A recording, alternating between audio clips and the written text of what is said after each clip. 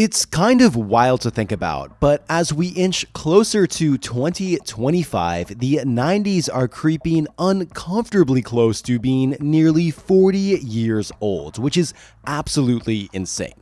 And realizing this got me thinking, what do people even think of when they think of the 90s? I mean, what comes to mind for you? Sure, it's different for everyone, but there are definitely a few cultural touchstones that just scream 90s. And since Halloween is right around the corner, I figured now is the perfect time to talk about one of the era's most iconic phenomena, which is of course Goosebumps. Now, I'm pretty sure almost everyone at least has some awareness of Goosebumps, and it makes sense when you realize just how staggering the numbers actually are. This series is one of the highest selling of all time, only beaten out by Harry Potter. But despite being a total global sensation back in the 90s, Goosebumps has had its fair share of ups and downs over the years, and even though I drifted away from it myself, I kept stumbling across the books, the movies, and the random merch, so it all got me wondering what's been happening with Goosebumps lately. Well, it turns out the Goosebumps universe is way bigger than I remembered. We're talking hundreds of mainline books, spin-offs, TV series, and some seriously weird stuff like video games featuring Jeff Goldblum. So in this video, we're diving into the history of Goosebumps, what makes it so special, the miniseries and adaptations that have come along, and finally what it all means to explore whatever happened to Goosebumps. So viewers beware, you're in for a scare. Hi everyone, my name is Otto, and welcome to Exits Examined. We'll be exploring series, franchises, and more after their primetime has seemingly come to an end. If that sounds good to you, there's a like and subscribe button below, and I just want to give a gigantic shout out to my patrons. You guys rock. Created by the man, the legend, R.L. Stine himself, and first published in 1992, Goosebumps is the go-to horror series for kids, and this did not just fill up bookshelves, it absolutely dominated them. With over 400 million copies sold, it's one of the biggest children's literary success stories of all time. And I know it's kind of easy to just throw out numbers and gloss over them, but to put 400 million into perspective, that's like the entire population of Russia, Japan, Vietnam, and Canada put together, all buying this book series. So the question is, what actually makes Goosebumps so good? Like, what is it? Well, I mean, do I really need to explain Goosebumps to you? For the two people in the room who somehow missed it, or most likely just forgot, let's break it down though. Goosebumps threw kids headfirst into every classic nightmare scenario you could possibly imagine. Haunted masks, dummies that definitely weren't just toys, mad scientists, living scarecrows, you name it, it was there. And it was this insane non-stop mix of every horror trope imaginable, all crammed together in a pulp explosion, which is the perfect amount of campy's 90s flavors packed in for good measure. And when you were a kid, these books were awesome. I mean, aside from the amazing premise, another huge reason for the popularity was just this expert blend of horror and humor. The stories were short, fast-paced, and packed with plot twists, constantly flipping between spooky and silly. The characters were mostly just average kids,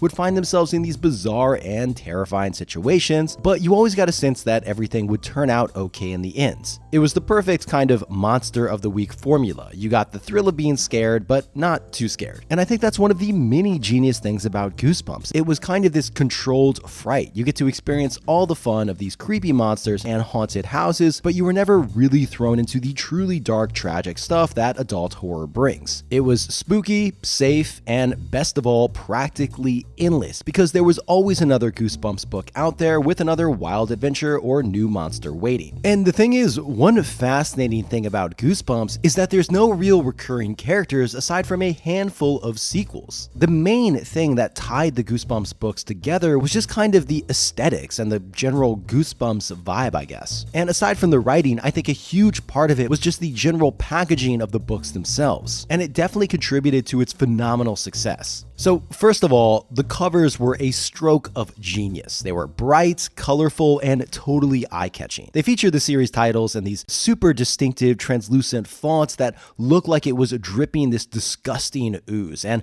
honestly, what 8-year-old could not resist picking one up? Most of the books, excluding a handful, were made by the incredible Tim Jacobus. And the moment you laid your eyes on them, you were already halfway hooked because they just sent your imagination spinning. And this isn't even to mention the titles, which were just pure gold. We're talking Knights of the Living Dummy, The Girl Who Cried Monstrosity, The Cuckoo Clock of Doom. I mean, at this point, we're just rolling around in peak 90s campiness, and I'm loving every second of it. Now, it's hard to overstate just how crucial marketing and packaging were to the success of Goosebumps. I mean, the series didn't just sell books, it created a whole experience. So, for example, the books came with a whole host of goodies, from stickers to pretty much everything else. And as the series absolutely exploded in popularity, you couldn't go 5 feet without seeing a Goosebumps tie-in, from KFC to Pizza Hut and of course the Scholastic book fairs. Now, initially, marketing the Goosebumps series posed a bit of a challenge because, like I mentioned before, there weren't really recurring characters to latch onto. So, to create some brand identity, they introduced Curly the Skeleton before he was eventually replaced by Slappy the Dummy. But in a way, there was kind of a recurring character, and of course, we can't talk about Goosebumps without shining a spotlight on the man behind the curtain, R.L. Stine. Now, I'm pretty sure if you just speak his name in front of anyone from the 90s, they will immediately jump to attention. But who actually is he? Well, Stine was born in 1943, and his journey really began with a love of comics, though ironically, he wasn't really gifted in drawing, even though he definitely tried. Fortunately for everyone though, he discovered a typewriter and got hooked on writing, eventually taking the reins of a magazine called Bananas for about 10 years. After that eventually folded, he was ready to, in his words, coast through life. But in an extremely fateful moment for 90s kids everywhere, his publisher approached him to write a horror book for young adults, with Stine later saying, quote, "I didn't know what she was talking about. What is a horror novel for teenagers? So I had to run to the bookstore and buy up a whole bunch of books. Then I wrote this book, Blind Date. It was a #1 bestseller. I thought, wait a minute, forget the funny stuff. Kids like to be scared. I've been scary ever since." Now, it's important to note that Blind Date and later the Fear Street series were geared more towards young adults, and when he was approached to write something more for younger audiences, Stine was hesitant, but he decided to take the plunge on the condition that he could find a, quote, good name for the series, which he eventually stumbled upon actually in an ad for Goosebumps Week while flipping through a TV guide. And that's when things really started to click into place for him. The first book was Welcome to Dead House, which was notably darker compared to the later entries in the series, and Stine later admitted he was still finding his voice here. And while it's hard to believe now, the series did not take off right away, which does make sense because there wasn't really any major marketing push. And to reflect this, in the first few months, sales were pretty low. The book sat on shelves collecting dust, and by today's standards, the whole series might have been stopped right then and there. But the 90s were a different time, and Goosebumps was giving a little more breathing room. After a couple months, kids started discovering the books on their own, and word of mouth quickly kicked in. Goosebumps started appearing in schools everywhere, and titles like Monster Blood started selling over 50,000 copies each, and Stine had unknowingly tapped into a huge craving for horror among younger readers. What started as a slow burn quickly turned into one of the biggest book phenomena of all time. However, with great success came great waves of copycats. Series like Shivers, Bone Chillers, and most egregiously Gooseflumps sprang up, but none of them could match that classic Goosebumps vibe. And over the years, Stine started cranking out an insane number of books. At one point, he mentioned he could write a Goosebumps book in about 6 days, which is totally insane. And if you do the math, in the 5 years the original series ran, that would average to around 12 books a year, which even if you're not a writer, you can probably imagine is totally wild. Naturally, with such a rapid release schedule, rumors started flying that Stine wasn't writing all the books, and ghostwriting theories popped up. And this wasn't even it for the controversies, with Goosebumps often criticized as too scary for kids, with concerns about its occult themes and supposed demonic elements in some of the stories. And as for the actual writing, it's had its fair share of criticism too. Some people call it repetitive,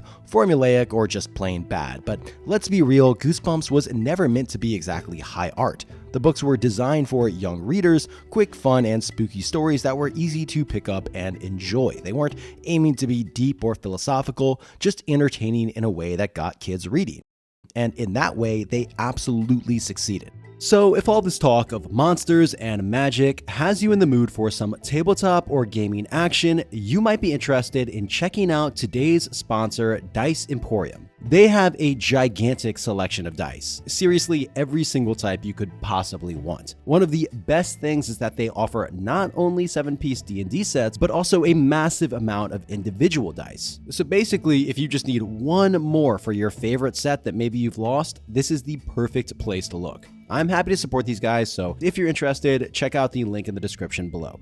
So now we have to ask, what actually makes up the series? Well, it's a deceptively simple question, but actually much harder to answer, because if you look at the main series and spin-offs, in totality things can get really messy really quickly, but at least there is no question on where to start. With, of course, the classic original series that started it all in 1992. If you're somehow new to the series, this is definitely the place to dive in. We're talking about a whopping 62 books that spawned all of the series' most iconic places and characters, like of course Slappy the Dummy. Now, there were actually a few unreleased books from the series, with the incredible Shrinking Fifth Grader being the most famous. Plus, there was an entire planned series called Goosebumps Gold, which was supposed to have 12 titles and already had complete illustrations, but here's where things got messy. Following a series of lawsuits around marketing rights between Scholastic and Parachute Press, R.L. Stine's contract with Scholastic wasn't renewed in 2000, which abruptly halted all Goosebumps series at the time. But that did not last long at all, because after the original series had its run, Goosebumps needed a bit of a refresh to pull in new readers and keep up with the rising competition, because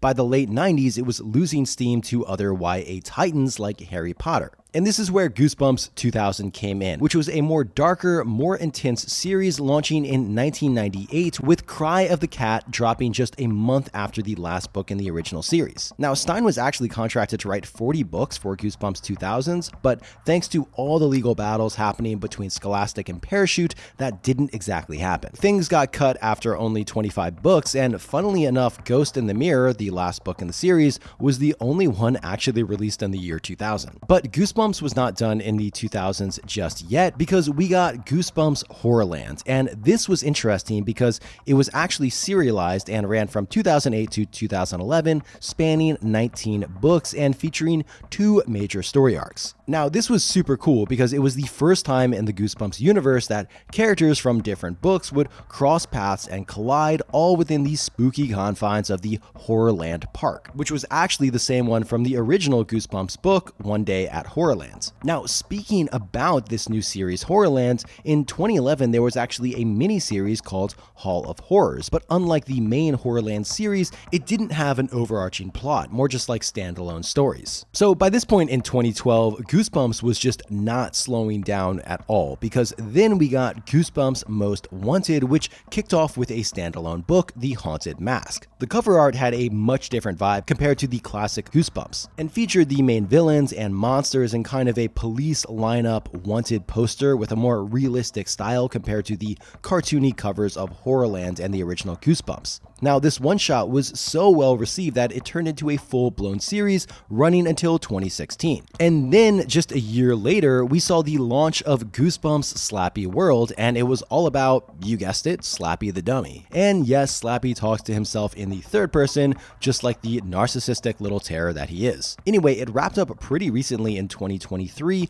making it, interestingly, the longest-running single Goosebumps series to date, with a solid 6.5-year run. Now, this is all super interesting because I think a lot of people, when they think of Goosebumps, they only think of the original Goosebumps series. And it probably comes as a bit of a shock just how many other series there are in here. And the thing is, sweetheart, we're not even halfway done, because there was a metric ton of spin-offs and other books. We got Give Yourselves Goosebumps in 1995, which was Goosebumps' take on a choose-your-own-adventure format. Now, interestingly enough, circling all the way back to the ghostwriting allegations, actually, this series, as well as Tales to Give You Goosebumps, were the only series that Stine admitted to using ghostwriters on. Then in 1997 was Goosebumps Triple Header, and then in 1998 something slightly different with It Came From New Jersey, which is the autobiography of Goosebumps illustrator Tim Jacobus, and then It Came From Ohio in 1998. This was Stine's autobiography covering everything from his childhood to how he came up with the ideas for Fear Street and Goosebumps. And the crazy thing is that we haven't even mentioned the movie tie-ins, the staggering amounts of re-releases, special editions, and more out there. But of course, what really helped drive the series was none other than that famous, classic, 90s campy gold TV show. So as the Goosebumps books exploded in popularity during the 90s, it was only a matter of time before it made its way to the small screen, and the series finally premiered in October 1995 with the 1-hour special The Haunted Mask. And this just really set the tone for what would become a legendary horror show for kids. Hosted by R.L. Stine himself, it adapted many of the beloved series from the books and even threw in a few surprises with episodes based on short stories. Spanning 74 episodes over 4 seasons, the series was a monster hit, pun intended, airing not just in the US but also internationally. Like, this was a big deal. During its peak, Goosebumps was the #1 show in the US, and I think a huge part of this had to be the absolutely iconic theme song and opening sequence, with the little gold dog eyes still being one of my favorite things in the world. And like the books, the episodes themselves were a buffet of horror tropes, and despite the show's small budget, it made smart use of practical effects, lighting, and the restrictions of its rating meant that the show couldn't rely on gore or shock value, so it leaned more into suspense and psychological horror, making the audience's imagination do the heavy lifting, which in fairness is probably way more scary than anything else they could have done. Now, because each episode featured new characters, there were actually a good amount of child actors in here that would go on to become household names, like none other than a young Ryan Gosling, who starred in the episode Say Cheese and Die. Now, with how massive the Goosebumps TV show was in the 90s, you'd think a movie would be a no-brainer, right? And other people thought so too, with the first attempt at a Goosebumps film starting way back in the 90s with Tim Burton attached to direct. But tragically, that never happened, apparently because there were just so many stories and no one could decide which book to adapt. Now, interestingly enough, there was also a George A. Romero screenplay for Welcome to the Dead House, but it wasn't until 2008 that Columbia Pictures picked up the rights and finally got the ball rolling again. And in 2015, we got the Goosebumps movie, and who better to play R.L. Stine himself than Jack Black? So how is the 2015 movie? Well, I think it's safe to say it's a fun, self-aware little ride. And instead of adapting just one story, the movie pulls a bit of a meta move, unleashing all of Stine's iconic monsters into the real world. Slappy the Dummy, the Abominable Snowman, the whole crew, they're all here, causing chaos. But as with any Goosebumps project, there's always more, because the movie spun off with its own tie-in novels. And the movie itself was a pretty big success, spawning its own sequel called Goosebumps 2 Haunted Halloween. But as of the making of this video, that's been it on the film side. But importantly enough, that hasn't been it for Goosebumps, because it made its TV comeback in 2023 with a 10-episode season on Disney+. And this time, all the iconic monsters and objects are still here, just tied together in one long plot. Now, the show is definitely not bad, but if we're being real, it does feel a bit more like Fear Street than Goosebumps, as in it felt more teenager than campy 90s kid vibe, and I can see the reasoning why. I mean, for better or worse, 90s kids have grown up. So as a Goosebumps show, well, it's hit or miss. The original series thrived on campiness and fun, rarely trying to be real horror, and that's what made it so unique. It never took itself too seriously. Now, this 2023 series is the opposite. It definitely takes itself more seriously, and I'm not saying it's bad, but it does leave you wondering what the show really wants to be. It's almost like the creators wanted to rebrand Goosebumps into something else entirely. And again, I'm not saying it's bad, but it does leave you feeling a little confused about what it's trying to be, but that's just my interpretation. But if you're still craving more Goosebumps content, and trust me, I get it, there's actually a wild amount of video games tied to the series, including